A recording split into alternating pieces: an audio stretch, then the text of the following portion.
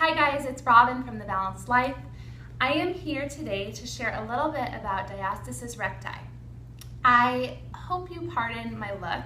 It's been a long day of chasing a busy toddler, a teething toddler, training clients and filming workouts for an upcoming program that I'm excited to share with you soon. But I really wanted to get this video out because I receive a lot of emails about the separation of the abdominals. So as you read in my post, I shared a lot about what it is, how it happens, and what things you can and can't do. And what's frustrating for a lot of women is they don't really know that traditional abdominal work is not advisable because it puts excess pressure on the linea alba, which is the soft tissue that runs down the middle, and your rectus abdominis, which is the six-pack muscles that lay on top of your belly. So when you do traditional ab exercises and push forward, you put pressure and separate that ridge even further and can potentially cause a hernia. So it's really important to be careful if you are dealing with a severe case, especially to ease back into your routine. So today I'm going to show you how to check for it and also how a few exercises that you can do to increase your stabilization again. So first, to check for it, you want to lie on your back with your knees bent, feet flat on the floor. Good. You're going to place two fingers, or a couple fingers, just below your belly button. And I'm going to nod my chin. I'm going to actually use my other hand for support to help me lift up into a chest lift. So I'm now curled up.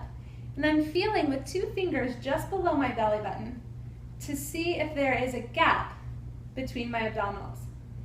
And I'm noting how wide the gap is. So if it's more than two fingers, then that classifies. You can walk your fingers up and check at your belly button. So I have a separation right now of about one finger, and that's pretty normal after having kids. I'm going to come up a little bit above my belly button, and then there I have about maybe one finger, but it's not very deep. So you also want to note how deep you go, which at my belly button is my deepest point, okay? So that's probably true for most people. So lower yourself down, and if you are more than two fingers apart at any point, you probably need to check with your doctor or a physical therapist to see what condition you're in and what you should and shouldn't do. But I'm going to share a few Pilates exercises that are safe for those of you who are regaining abdominal strength. So first things first, you want to lie on your back with your tailbone on the mat, and you want to have that nice little natural curve between your low back and the mat. So you're not flat and tucked, you're just in that nice neutral curve position. You're going to unweight your right leg. This is my left leg. Your toe just tapping the mat. And I'm going to just slide it out and slide it back in. So let's use our hands for support. So place your hands on your lower belly, slide the leg out, and slide it back in. Now what you should be thinking about here is drawing those abdominal muscles closer together or drawing the hip bones closer together. Keep your ribs knitting in as well. So it's tempting maybe to flare or arch your back as you stretch the leg out. You don't want to do that because you lose your abdominal connection. So really this is about stabilization. Just keep that pelvis still, keep those abdominals drawing in. Let's do two more on this side. Good, one more time. And in. So it's actually more work than it looks like if you're doing it right. I'm feeling plenty of work right now. So I'm noting what position my abdominals are in to make sure that I'm not bulging forward or pushing forward, but rather I'm pulling in and down. Good, sliding out and sliding in. Try to keep your shoulders relaxed. You can relax your elbows on the ground. That'll help take it out of your neck. Good. Reach and draw in. Ooh, I'm getting a toe cramp. Reach and draw in. Let's do three more. Three. So you might find one side feels easier than the other. My left side much easier than my right. Last one. Good, and in. Now from here, rest your hands by your side. You're going to keep your right foot on the ground. Actually, let's use our hands again. It's always good just for a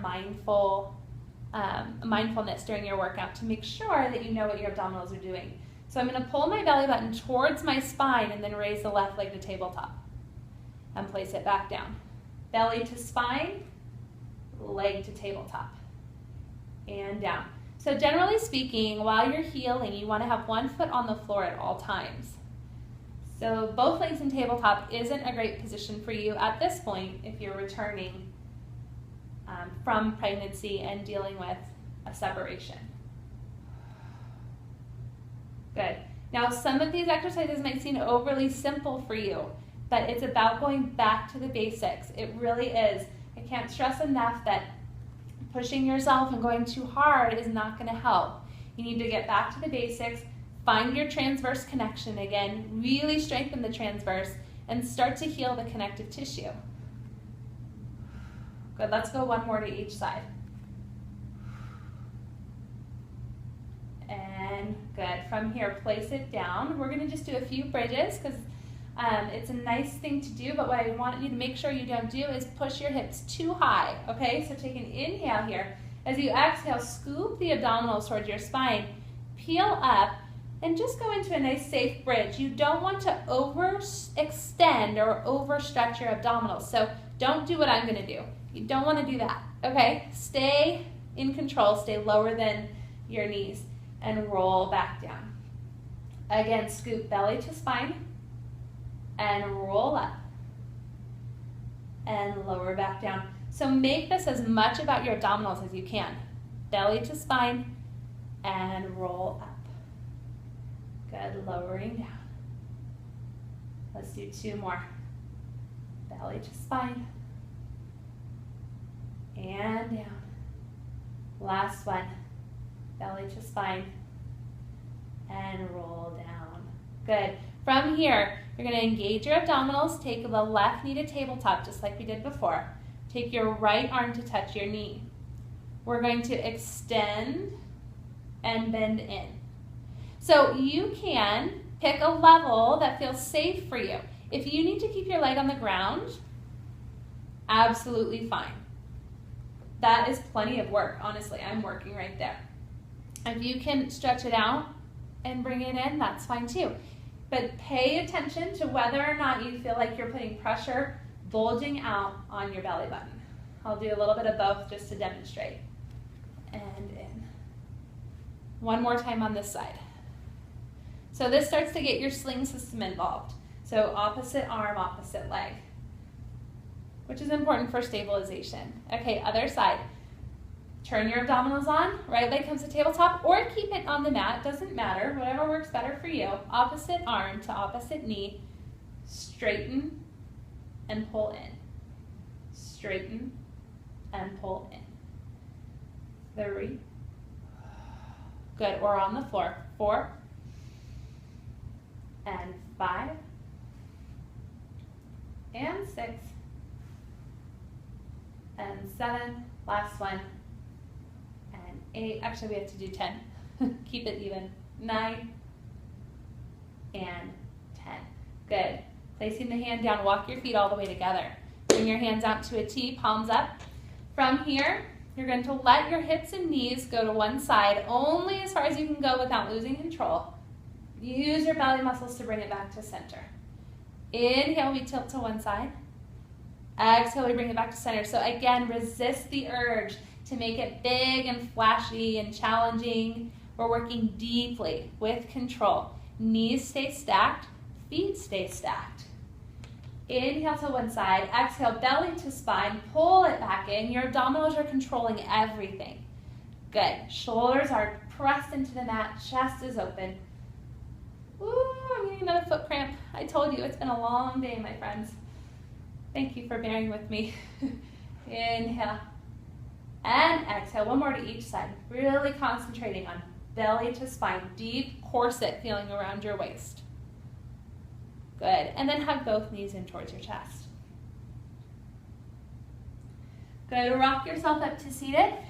That is a very short routine with a few exercises that you can do daily to help rebuild and regain strength through your abdominals. Remember that it's the TA, the transverse abdominis, that you really want to focus on, along with the pelvic floor for support. And you want to avoid a lot of traditional abdominal exercises like crunches, even the 100 or roll-ups.